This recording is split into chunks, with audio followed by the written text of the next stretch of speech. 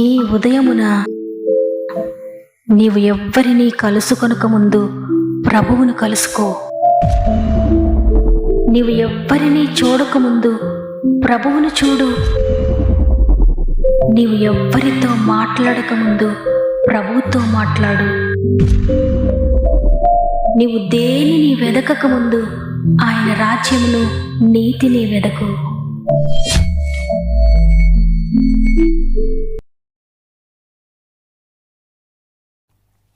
Praise the lord.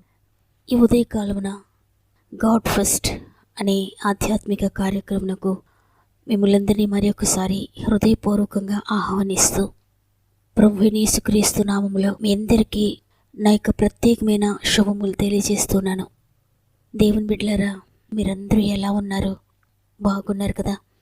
దేవుని కృపలో మీరంతా బాగుండాలని, ఆత్మీయంగా వర్ధిల్లాలని మీ అందరి కొరకు మేము ప్రార్థిస్తున్నాం. కాబట్టి మీకు ఏమైనా ప్రార్థన విన్నపములు ఉంటే కామెంట్స్ ద్వారా నాకు తెలియచేయండి. మీరు ఎదుర్కొంటున్న ప్రతి పరిస్థితిని, మీ ప్రతి సమస్యను ప్రభు పాదాల చెంత పెడుతూ ఉన్నాను.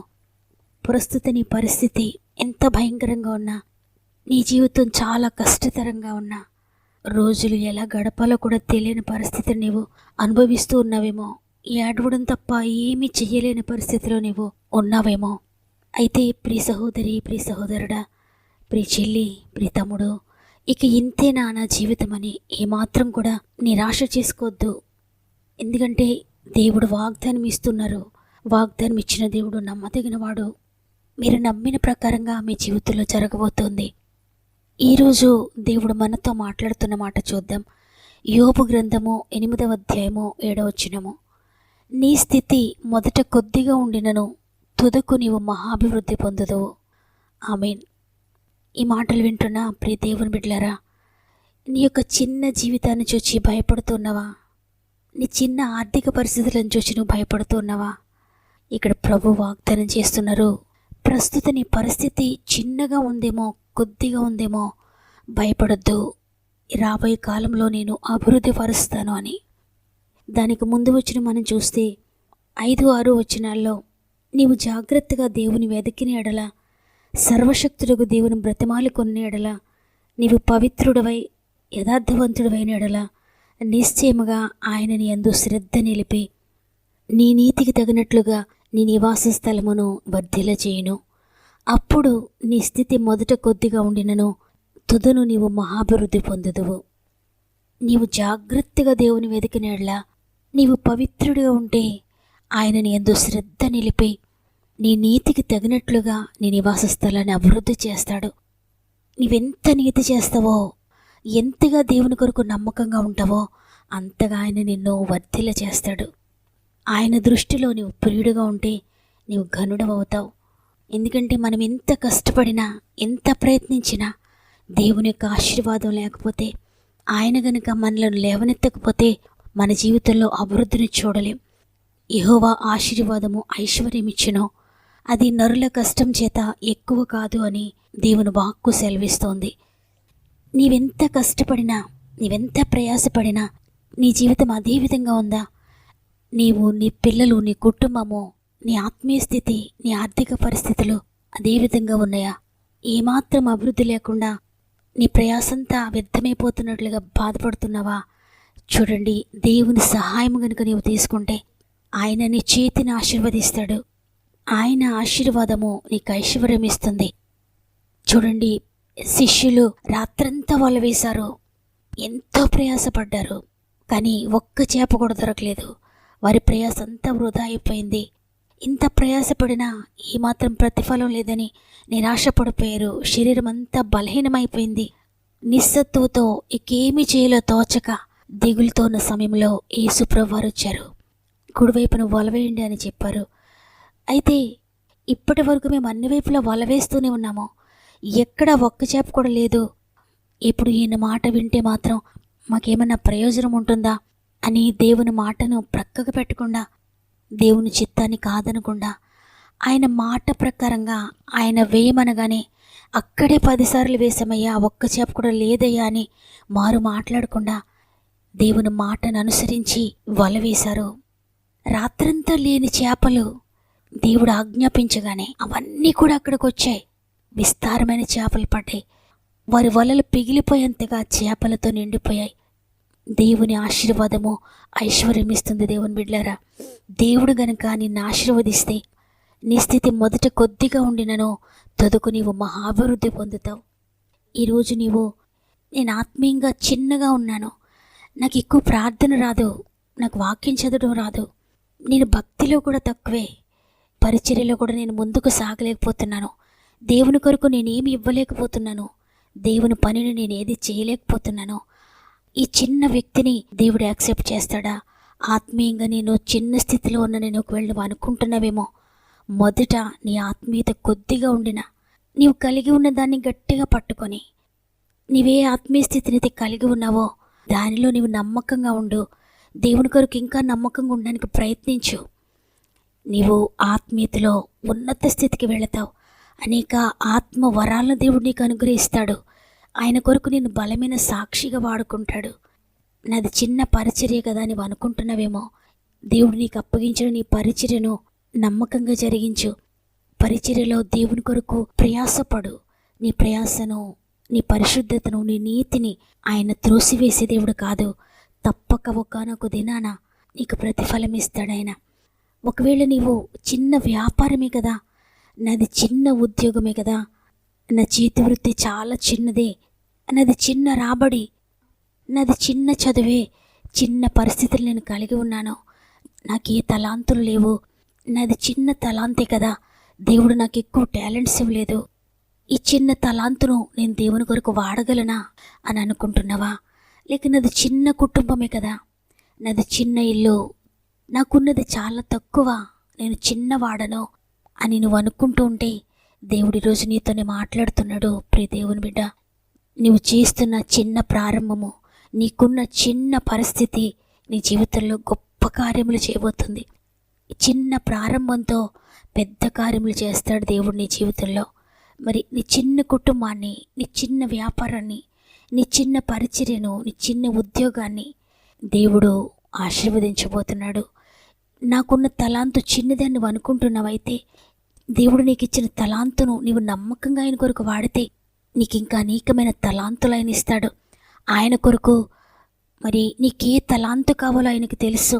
ఆయన సమస్తాన్ని నీకు అనుగ్రహించి నిన్ను వాడుకుంటాడు. కాబట్టి నీవేది ప్రారంభిస్తున్నా, ఏది చేస్తున్నా దేవుని ఆలోచన తీసుకో, దేవుని సహాయం తీసుకో. నీ జీవితాన్ని, నీ పరిస్థితులను ఆయన చేతుల్లో పెట్టు. నిన్ను అంచెలంచెలుగా ఆయన దీవిస్తాడు. నీకు ఆయన ఇచ్చిన చిన్న విషయంలో నువ్వు నమ్మకంగా ఉంటే అనేకమైన పెద్దవి కూడా నీకు అప్పగిస్తాడైనా. నీకున్నది చిన్నదైనా, నువ్వు చేస్తున్నది చిన్నదైనా దేవుని సహాయంతో ప్రారంభించు. అద్భుతకరమైన ముగింపును చూస్తావు. దేవుని సహాయంతో నువ్వు ప్రతి పనిని ప్రారంభించు. ఆయనతో నీ దినమును ప్రారంభించు. నీవు ఉద్యోగానికి వెళ్తూ ఉన్నావా? దేవుని సహాయం తీసుకొని ఉద్యోగానికి వెళ్ళండి. వ్యాపారానికి వెళ్తూ ఉన్నారా? దేవుని సహాయం తీసుకొని నీ వ్యాపారాన్ని దేవుని చేతులకు అప్పగించి మీరు వెళ్ళండి, ప్రారంభించండి. నీవు చేస్తున్న చేతి వృత్తిని ప్రభువుకు అప్పగించి ఆయన సహాయం తీసుకుని మీరు ప్రారంభించండి. ఆయన మీకు సహాయకుడిగా ఉండి చిన్నగా ఉన్న నిన్ను తుదుకు మహాభివృద్ధి పొందేటట్లుగా ఆశీర్వదిస్తాడు. నీ పరిచర్యను అంచెలంచెలుగా ఆయన దీవిస్తాడు. అనేక లక్షల మందికి నిన్ను ఆశీర్వాద కారణంగా చేస్తాడు. ఆత్మీయంగా నీవు చిన్నగానే ప్రారంభించిన తుదుకు నిన్ను ఆత్మీయంగా ఉన్నత శిఖరాలకు ఎక్కిస్తాడు ఆయన.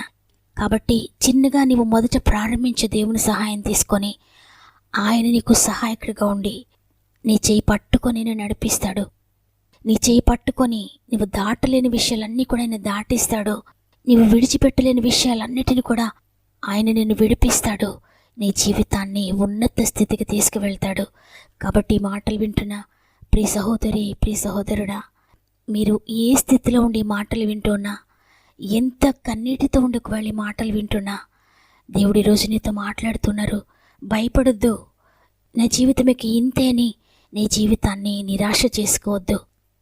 నీవెంతటి స్థితిలో ఉన్నా ప్రభు సహాయం తీసుకో. ఆయన సన్నిధిలో మోకరించి టోటల్గా నీ జీవితాన్ని ఆయన మార్చబోతున్నాడు. నమ్మి దేవుని వాగ్దానాన్ని రిసీవ్ చేసుకుంటూ, అయ్యా అభివృద్ధి చేయాలంటే మీరే చేయాలి, నన్ను లేవనెత్తాలంటే మీరు మాత్రమే లేవనెత్తాలయ్యా. ఇదిగో నా జీవితాన్ని నీకు సమర్పించుకుంటున్నానని హృదయపూర్వకంగా మన జీవితాలను దేవునికి సమర్పించుకుంటూ ప్రార్థన చేద్దాం. ఎంత బిజీగా ఉన్నా ఒక్క నిమిషం నాతో మోకరిస్తారా? తండ్రి, నీకు వందనాలు. అవును తండ్రి, దీనులను లేవనెత్తే దేవుడవు. పెంట కుప్ప మీద నుండి దరిద్రులను లేవనెత్తే దేవుడవయ్యా. దిక్కులేని వారి పక్షంగా ఉన్నవాడవు. తల్లిదండ్రులు లేని వారి పక్షంగా ఉన్న దేవుడవు. విధవరాల పక్షంగా వ్యాజ్యమాడే దేవుడవు. ఎవరైతే ఈ లోకంలో నిరాకరించబడతారో, ఎవరి స్థితి అయితే కొద్దిగా ఉంటుందో, ఎవరైతే తక్కువ వారిగా చిన్న మందగా ఉంటారో, ఎవరైతే పనికిరాని వాడను, పనికిరాని దానను, అనారోగ్యవంతుడను, అనారోగ్యవంతురాలను, చదువులేని వాడను, ఏమీ లేని వాడనని ఎంతమంది అనుకుంటున్నారో తండ్రి, ప్రతి ఒక్కరి మీద యేసు రక్తమును ప్రోక్షించుకుంటున్నాను. వారి జీవితంలో దేనిని గూర్చైతే ఏడుస్తూ ఉన్నారు, కన్నీటితో ఉన్నారు, దిగులు పడుతూ ఉన్నారు, టెన్షన్ పడుతూ ఉన్నారో, ఏ ఏ విషయాల కొరకు వారు భయపడుతూ ఉన్నారో, ప్రతి భయము నుండి, ప్రతి టెన్షన్ నుండి, ప్రతి చింత నుండి యేసు రక్తం వారిని విడిపించునుగాక. యేసు రక్తం ఎంతో ఎక్కువగా వారిని శుద్ధి చేసి అన్ని విషయాల నుండి వారిని విడిపించి, ప్రస్తుతం వారి స్థితి కొద్దిగా ఉన్నా తుదకు నీవు మహాభివృద్ధి చెందిస్తున్నారని నమ్మి నేను స్తుతిస్తున్నానయ్యా. మా ఆత్మీయ కుటుంబం చేతులకు అప్పగిస్తున్నానయ్యా. వారి దినమును ప్రారంభిస్తుండగా వారి చేతిని పట్టుకొని నడిపించండి. పాపంలో ఉన్న వారందరినీ చేపట్టి లేవనెత్తండి అయ్యా. పరిశుద్ధులుగా మార్చండి. కుటుంబాలందరికీ రక్షణ దయచేయండి. రోగగ్రస్తులందరినీ కూడా చేపట్టి లేవనెత్తండి. ఎంత క్యూర్ కానిటువంటి రోగమైనా నిశ్చయంగా వారి రోగమును మీరు భరించి స్వస్థపరుస్తున్నారని నమ్ముతున్నాను. కుటుంబ కలహాలతో భార్య భర్తలు ఎంతమంది విడిపోయి, బిడ్డలు ఒక చోట, భార్య ఒక చోట, భర్త ఒక చోట, కుటుంబాలన్నీ కూడా విచ్ఛిన్నమైపోయిన పరిస్థితిలో ఎవరైతే ఉన్నారో వారందరినీ తిరిగి కలపండి. నీ సమాధానము, నీ శాశ్వత జీవమును వారి కుటుంబాల్లో నింపండి అయ్యా. పొలం సమస్యలను బట్టి, ఇంటి వివాదాలను బట్టి, స్థల వివాదాలను బట్టి ఎంతమంది కోర్టు కేసులు అనుభవిస్తూ ఉన్నారో ప్రతి ఒక్కరిని కూడా అద్భుతంగా విడిపించండి. అయినా ప్రతి కోర్టు కేసు యేసునామములో కొట్టివేయబడును గాక. అనేక మంది బిడ్డలు గర్భఫలం లేక దుఃఖిస్తూ ఉన్నారు. ప్రతి గర్భమును ముట్టండి నైనా. అద్భుతకరమైన కార్యము జరిగించండి. వివాహాలు కాని బిడ్డలందరికీ నీ కృపను బట్టి చక్కటి వివాహాలు జరిగించండి అయ్యా. ఏజ్ దాటిపోతుంది, ఉద్యోగాలు రావడం లేదని ఎంతమంది బిడ్డలు కన్నీటితో ఉన్నారో ఆశ్చర్యకరుడా, ఉద్యోగాలు దయచేయండి. ఉద్యోగం చేస్తూ ఉద్యోగుల సమస్యలు ఎదుర్కొంటున్న బిడ్డల్ని చేతులకు అప్పగిస్తున్నాను. ప్రతి సమస్య నుండి విడిపించండి. ట్రాన్స్ఫర్ కోసం ప్రార్థిస్తున్న బిడ్డలకు, ప్రమోషన్ కోసం ప్రార్థిస్తున్న బిడ్డలందరి జీవితాల్లో అద్భుతకరమైన కార్యములు జరిగించండి తండ్రి. అనేక మంది బిడ్డలు స్వంత గృహాలు లేక అద్దె గృహాల్లో ఉంటున్నారయ్యా. అద్దె గృహాల్లో ఉండాల్సిన అవసరం లేకుండా కృప చేత స్వంత గృహాలు దయచేయండి. చదువుకుంటున్న వారికి జ్ఞానం ఇవ్వండి. ఎగ్జామ్స్ రాస్తున్న బిడ్డలకు జ్ఞాపక శక్తి దయచేయండి. ఇంటర్వ్యూస్కి వెళ్తున్న బిడ్డలకు మీరు తోడుగా ఉండండి. వ్యాపారాలను అభివృద్ధి చేయండి అయ్యా. చేతివృత్తులను దీవించండి అయ్యా. వ్యవసాయాలను దీవించండి తండ్రి. డ్రైవింగ్ చేసిన బిడ్డలకు మీరు తోడుగా ఉండి మీరు డ్రైవర్గా ఉండి నడిపించండి. ప్రత్యేకంగా ఈరోజు పుట్టినరోజులు, వివాహ దినములు జరుపుకుంటున్న వారికి ఈ నూతన సంవత్సరం అంతా తోడుగా ఉండి ఆత్మీయంగా, శారీరకంగా, మానసికంగా నూతనమైన ఆశీర్వాదాలతో నింపండి.